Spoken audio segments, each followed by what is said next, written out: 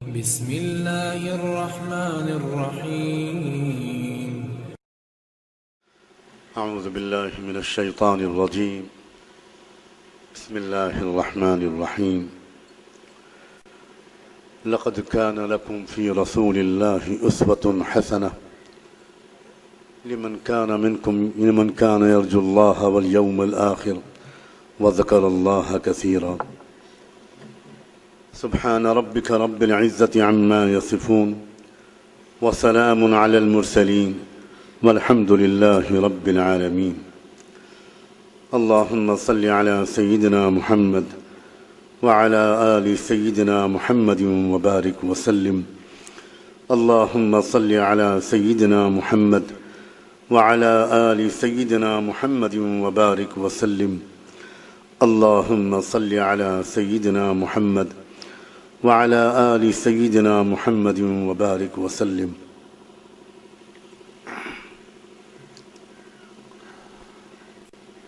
جب بھی بھٹکل آنا ہوتا ہے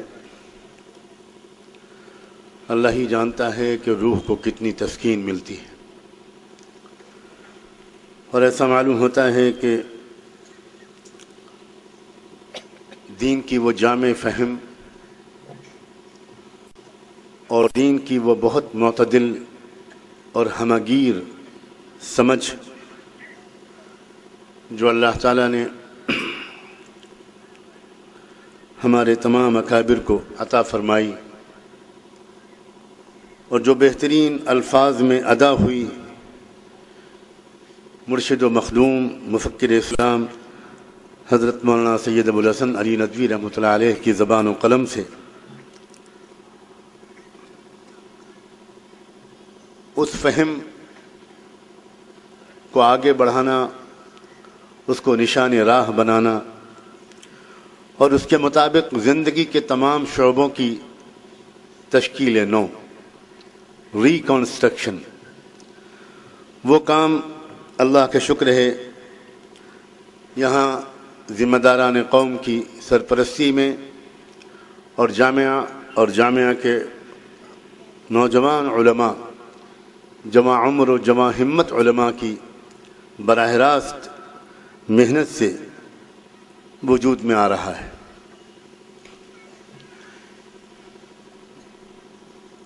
یہ قدم کہ چند نوجوانوں نے انصاف کی خدمت کے جذبے سے قانون کی تعلیم حاصل کی اور لاء کی ڈگری لی، یہ بہت ہی مثبت قدم ہے۔ اگر نیت درست ہوگی اور یقیناً درست ہے انشاءاللہ تو یہ دنیا اور آخرت دونوں جگہ کامیابیوں کا سبب بنے گی۔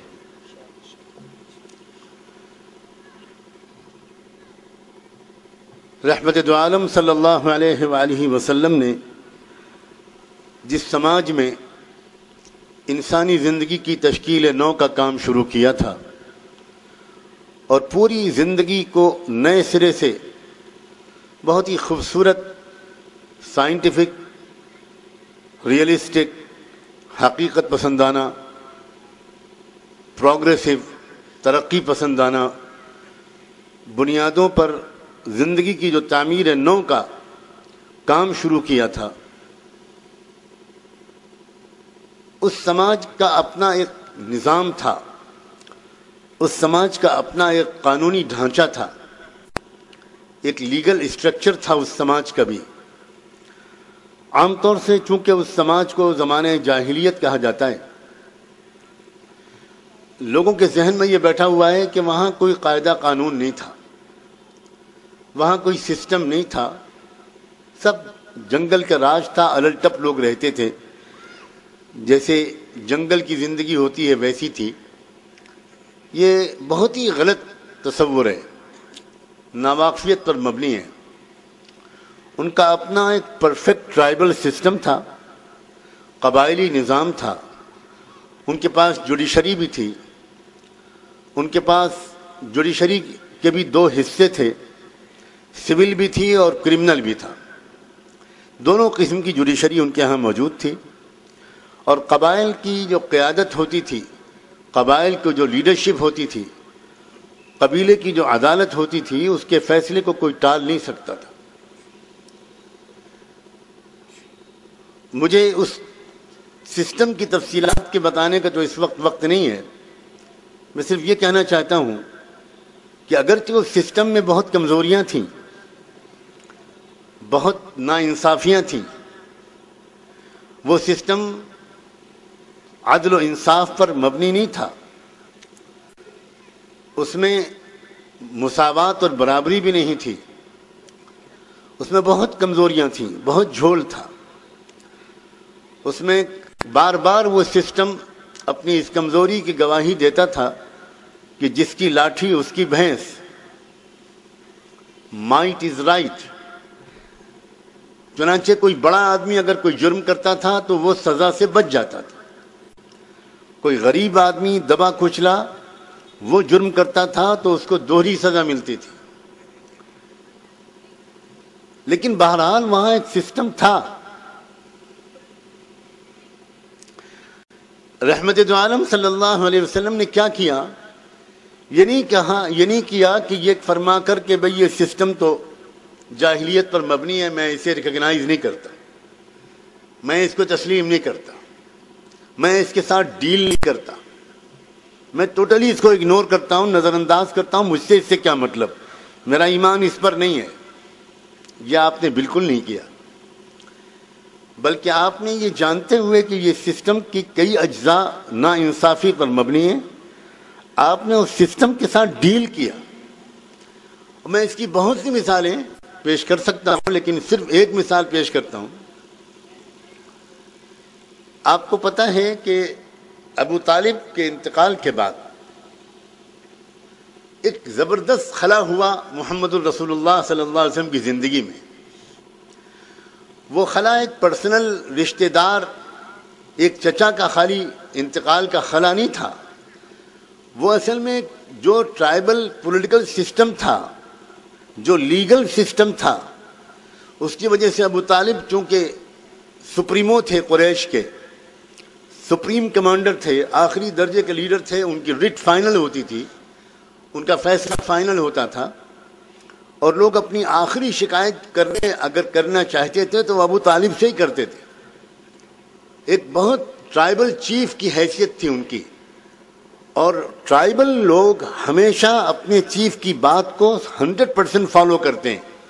یہ قبیلوں کی نفسیات ہوتی ہے، یہ قبائلی جو خاندان ہوتے ہیں ان کو جمہوریت کی خارش نہیں لگتی، اگر یہ لفظ کا استعمال صحیح ہو اور اس کو لوگ برداشت کر سکیں، اس کو اپریشیٹ کر سکیں۔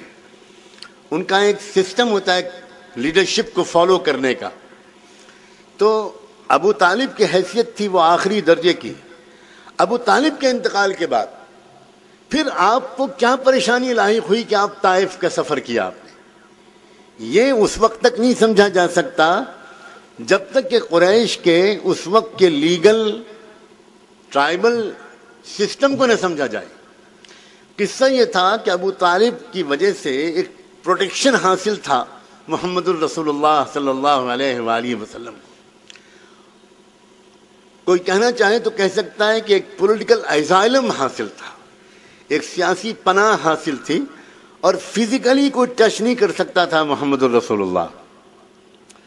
ایک پروٹیکشن حاصل تھا، اس لیے کہ ابو طالب مستقل طور پر یہ رائے رکھتے تھے کہ بھئی میں محمد کی بات کو مان تو نہیں رہا ہوں، لیکن محمد کو ٹارچر کرنے کی اجازت بھی نہیں دے سکتا۔ ابو طالب رخصت ہوئے تو اب ایک بہت بڑا مسئلہ پیش آ گیا۔ اس سسٹم کے مطابق اب قریش کے اسی رینک کے کسی بڑے لیڈر کا پروٹیکشن ان کو ملنا چاہیے۔ اب آپ نے نظر دوڑائی تو آپ نے دیکھا کہ مکے کے اندر جو ٹرائبل لیڈرز اب بچے تھے، مثلا ابو سفیان، مثلا ابو جہل، تو ان کے بارے میں آپ کو یقین تھا کہ یہ لوگ وہ پروٹیکشن فراہم نہیں کریں گے۔ یہ تو وہ لوگ تھے جن کے بارے میں آپ کو روز خبر ملتی تھی کہ آپس میں بیٹھ کر یہ مشورہ کرتے تھے آپ کے ایسیسنیشن کا، آپ کے قتل کا۔ اب آپ نے سوچا کہ چونکہ طائف میں بھی قریش ہی کی قیادت ہے، یہی ٹرائب وہاں رول کر رہا ہے. اس لیے وہاں اس رینک کا لیڈر اگر کوئی مجھے پروٹیکشن دے دے گا تو وہ ایکولی ریکگنائزیبل ہوگا مکہ کے لیڈرشپ کے لیے بھی. اور اگر انہوں نے تسلیم کر لیا تو مکہ والے مجھے فزیکلی ٹارچر نہیں کر سکتے اور میں اپنا کام جاری رکھوں گا جیسے ابو طالب کے زندگی میں جاری رکھتا تھا. اس امید پر آپ گئے تھے مکہ طائف. لیکن طائف میں جو ہوا وہ ہم سب جانتے ہیں. آسمان کی آنکھوں نے کبھی ایسا ٹارچر دیکھا ہی نہیں تھا اور نہ کبھی آئندہ دیکھیں گی آسمان کی آنکھیں جیسا فزیکلی ٹارچر کیا گیا رحمت دو عالم صلی اللہ علیہ وآلہ وسلم. مجھے اس وقت یہ پورا واقعہ نہیں سنانا. مجھے سنانا یہ ہے کہ یہ اس بات کی دلیل ہے کہ آپ اس وقت کے سسٹم کو، اگرچہ وہ جسٹ سسٹم نہیں تھا، 100% جسٹس پر مبنی نہیں تھا، لیکن آپ نے اس سسٹم کو اتنی حیثیت دی کہ آپ نے اس کو جانا، سمجھا اور اس کو ڈیل کیا، اور اسی کے اندر رہتے ہوئے آپ نے انصاف حاصل کرنے کی کوشش کی. جب آپ طائف سے واپس آئے تو آپ تو بالکل جن امیدوں کے ساتھ گئے تھے وہ امیدیں چور چور ہو گئی تھیں. اب آپ مکے کے دروازے پر کھڑے ہیں اور آپ کی سمجھ میں نہیں آ رہا کہ میں مکے میں کیسے داخل ہوں. میں مکے کے حدود میں گیا اور پھر مجھ پر کچھ بھی ہو سکتا ہے. کیا اللہ کی شان ہے. نبوت کے جو کام اللہ نے آپ سے کرائے وہ عام اسبابی طریقے پر کرائے.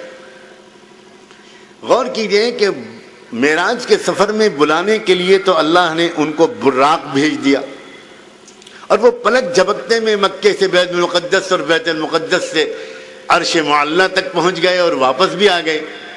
لیکن وہی محمد الرسول اللہ ہیں جب سفر ہجرت کر رہے ہیں مکے سے مدینے تو راستے بھی بدل رہے ہیں، غار میں چھپ بھی رہے ہیں، ایک گائیڈ بھی لے رہے ہیں، اور ایک ہفتے کے بعد کہیں وہ مسافت طے کر کے چھپتے چھپاتے زگ زیگ راستے سے ہوتے ہوئے آپ مدینے پہنچتے ہیں.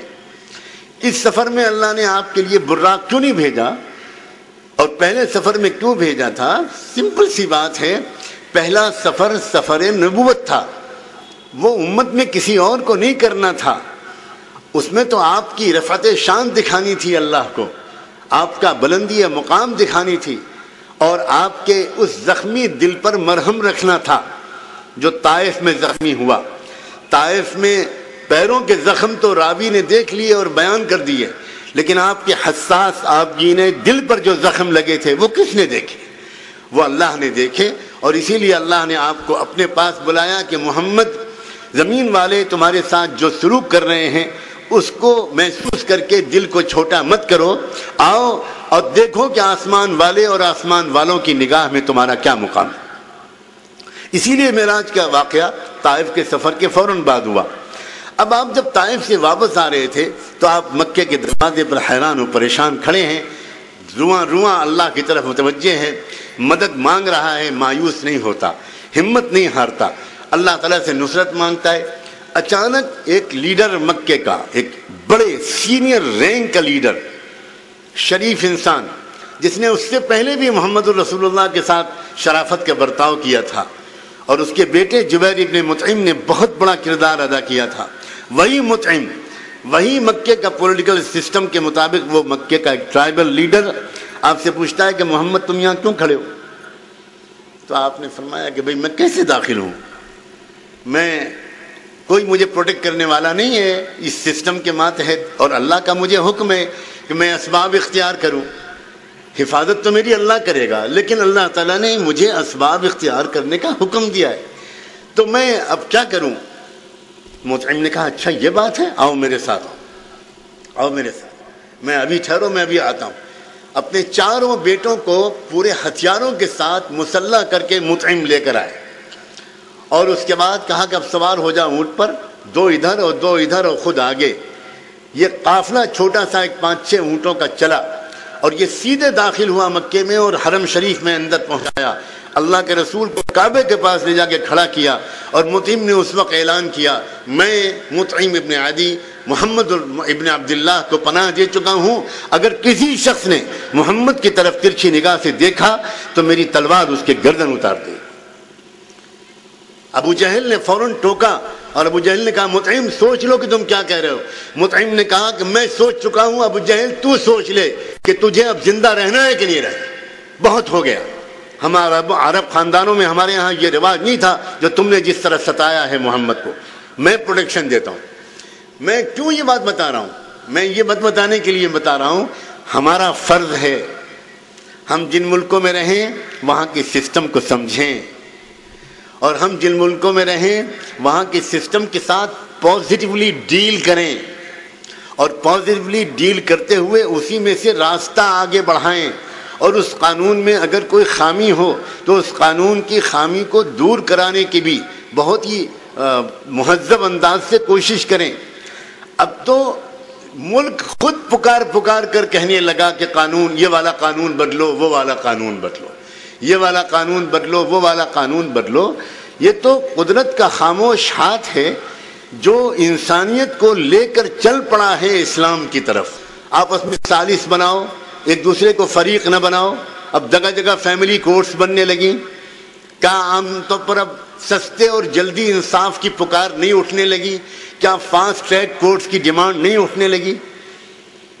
بہت مثبت سوچ ہو تو ہم کو چاروں طرف بہت پازیٹیو علامتیں نظر آتی ہیں، اور اگر کالا چشمہ لگا ہوا ہو تو ہر وقت ہم کو اندھیرا ہی اندھیرا نظر آتا ہے.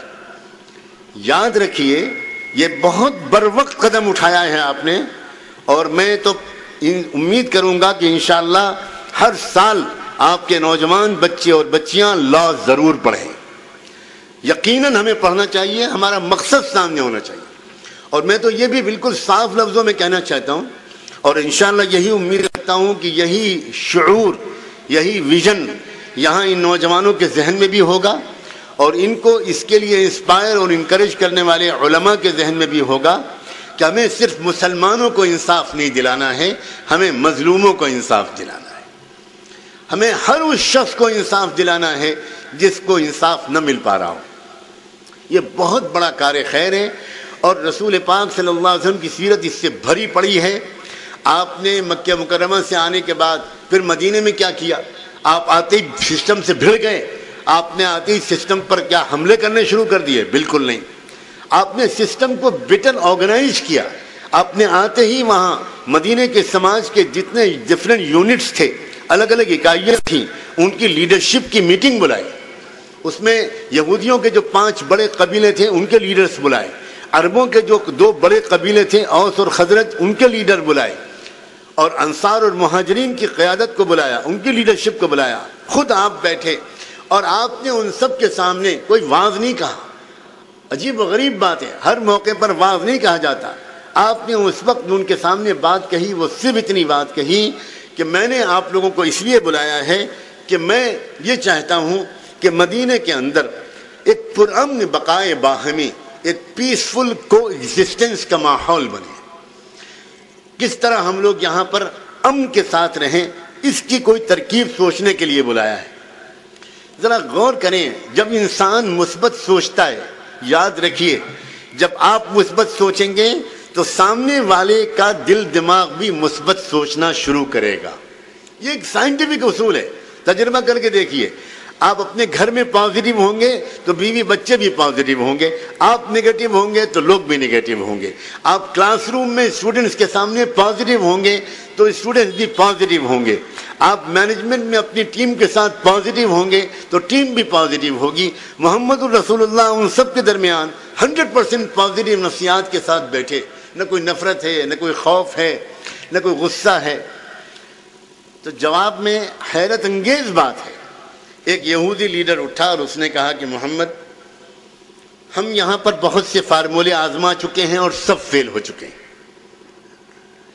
آپ باہر سے آئے ہو، وَلَمْ نَسْمَعْ عَنْكَ عَيْبًا قَطْ، اور ہم نے ابھی تک تمہارے بارے میں کوئی بری بات نہیں سنی ہے. میری رائے تو یہ ہے کہ تم ہمارے ایک مشترکہ حکم بن جاؤ، ہمارے لیڈر بن جاؤ، اور آپس میں ہمارے درمیان جو بھی ڈسپیوٹ ہو ہم آپ کے پاس لے کر آ جائیں، آپ فیصلہ کر دو، ہم مان لیں گے.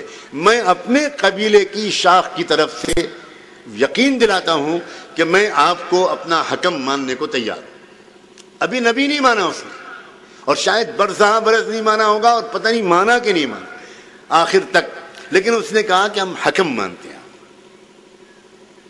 اس طرف سے یہ آواز آئی جس طرف سے شاید سب سے کم امید رہی ہوگی. اس نے اتنا پازیٹیو جواب دیا.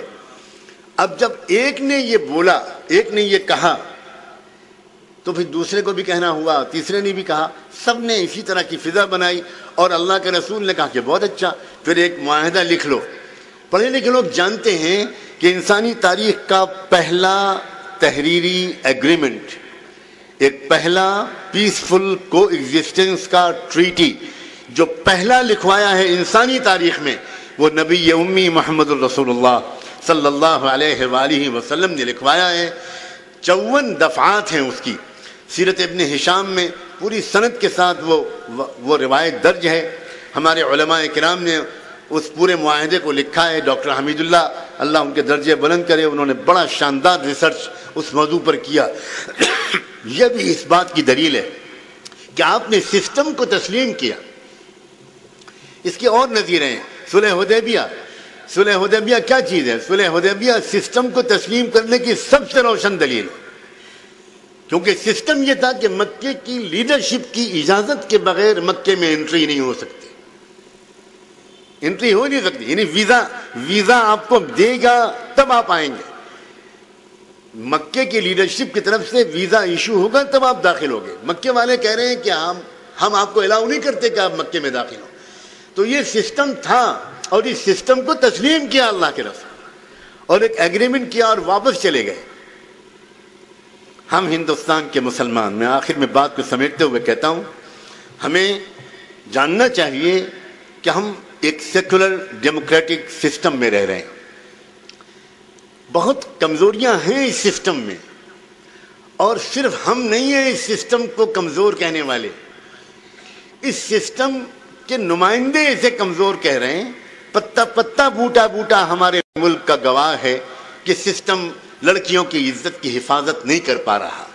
سسٹم غریبوں کے ان کے حقوق نہیں دلوا پا رہا. سسٹم مزدوروں اور کسانوں کو ان کے حقوق نہیں دلوا پا رہا. سسٹم کسانوں اور لوگوں کی زمینوں کو چھین کر ملٹی نیشنل بزنس ہاؤسز کو دلوا رہا ہے. سب جانتے ہیں کہ اس کی اکنامک سسٹم میں بھی کمزوریاں ہیں، اس کے اس کے گواہیوں کے سلسلے میں بھی کمزوریاں ہیں، اس کا جوڈیشل پروسیس کمزور ہے. لیکن ہمیں اس ملک میں اگر امن کے ساتھ رہنا ہے اور اس ملک کی خدمت کرنی ہے، اس کو ویلیوز دینی ہے، اس کو ہم کو قدریں سکھانی ہے، اس کو ہم کو انسانی کردار سکھانا ہے، اس کو اگر ہم کو امن و انصاف دینا ہے، اور یقیناً یہ ہمارا فرض ہے، تو ہمیں اس سسٹم کو جاننا پڑے گا. جو حالات تھے آزادی کے وقت میں اور جو حالات تھے آزادی کے بعد، میرے اشارے کو سمجھنے کی کوشش کیجیے گا. اس سے بہت خراب سسٹم بن سکتا تھا. آفت ہی نہیں ہے، اس کے بہت سے اور اسباب اور مجبوریاں ہیں. وہ سسٹم بن ہی نہیں سکتا تھا. بہرحال میں ان کی ڈیٹیل میں نہیں جا سکتا، کیونکہ وہ سسٹم جس دن بنانا شروع کیا گیا، ایک اندرونی خانہ جنگی اس سماج میں شروع ہو جائے گی.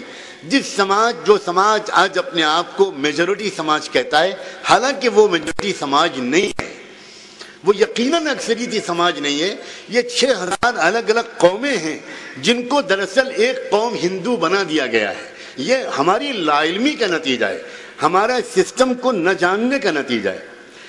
تو بہرحال اس وقت جو بہتر سے بہتر سسٹم بن سکتا تھا، آزادی کے بعد ہمارے ملک میں وہ بنایا گیا، اور اس میں یقیناً خامیاں ہیں.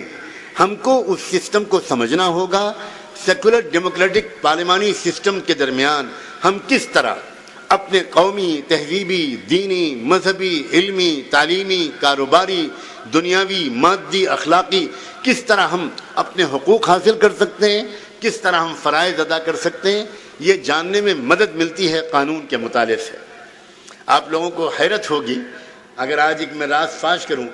جب میں ندوے میں پڑھتا تھا، اللہ ہماری مادری علمی کو سدا آباد رکھے، اس میں ہمارے انگریزی کے جو استاد تھے جناب شاہد صاحب، ہم لوگ ان کو ماسٹر شاہد صاحب کہتے تھے، وہ لکھنؤ کے مائے ناز انگلش کالج، کالوین تعلقدار کالج کے پرنسپل تھے، ریٹائرڈ. انگریزوں کے زمانے میں وہ وہاں کے پرنسپل تھے اور ان کے تعلقات عام طور پر انگریزوں ہی سے تھے، تو وہ ہمارے انگلش کے استاد تھے اور مجھ پر بہت زیادہ ان کی توجہ تھی۔ انہوں نے اس وقت جس وقت کہ میری عمر 15ویں سال میں داخل ہوئی تھی، مجھے کانسٹیٹیوشن آف انڈیا پڑھوایا۔ انہوں نے کہا کہ سجاد تم دستور ہند پڑھو۔ اب میں حیرت میں رہ گیا کہ دستور ہند، میں ہی سمجھا تھا کہ وہ بخاری کی طرح کوئی کتاب ہوگی، کوئی مشکات کی طرح کی بھاری سی کتاب ہوگی، اور میں اس وقت تو آپ کے سامنے بیٹھا ہوں، خاصا وزن ہے، اس وقت میں بہت دبلا پتلا اور بہت منحنی اور ڈرپوک اور شرمیلا سا بچہ تھا۔ تو میں بہت ڈرتے ڈرتے کتاب کی دکان پر گیا اور رکشہ روک لیا پہلے، اس لیے کہ ہم جو حدیث کی کتابیں پڑھتے تھے وہ بڑی بھاری اور لمبی ہوتی تھی، تو میں سمجھا کہ ہندوستان کا دستور بھی کوئی بہت بڑے سائز کا بہت موٹا ہوگا، تو میں نے پہلے رکشہ روک لیا اور دکان پر جا کر یونیورسل بک ہاؤس سے حضرت لکھنؤ میں، اور اس سے کہا کہ وہ کانسٹیٹیوشن آف انڈیا دے دیجئے۔ تو ان کا بہت اچھا، اب وہ لا کر ایک چھوٹی سی کتاب انہوں نے دے دی، تو میں نے کہا نہیں میں انڈیا کا کانسٹیٹیوشن مانگ رہا ہوں۔ انہوں نے کہا یہی ہے سر، یہی ہے۔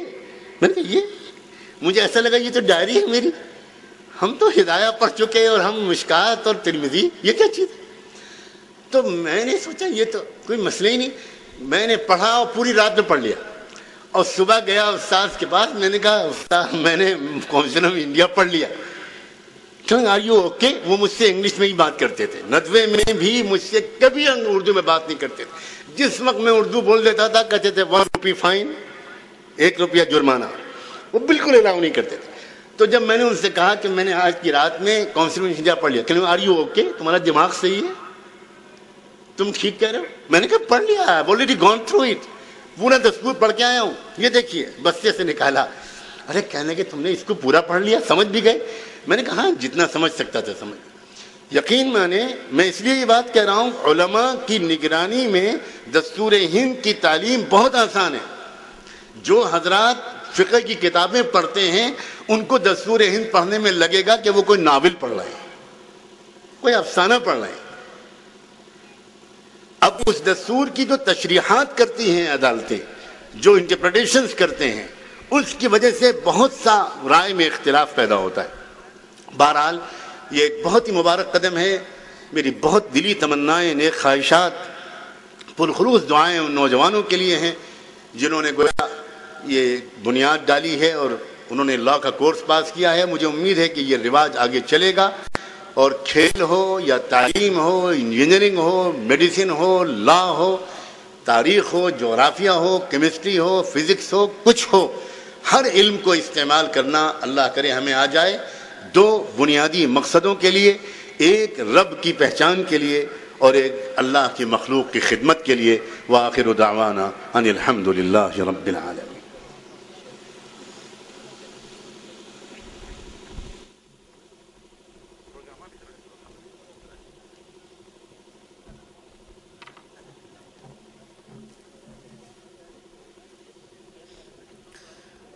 شکراً، جزاک اللہ خیر۔ اس پر سوزوس پر خلوص اور ایمانیت سے بھرپور معطر خطاب پر اللہ تعالیٰ کا بے انتہا شکر ادا کرتا ہوں کہ ملت اسلامیہ کو ایسی انقلابی شخصیات اور زیادہ ادا ہوں۔ دعا گو ہوں کہ ہم پر تا دیر یہ سایہ رہے، صحت و عافیت بخشے، آمین۔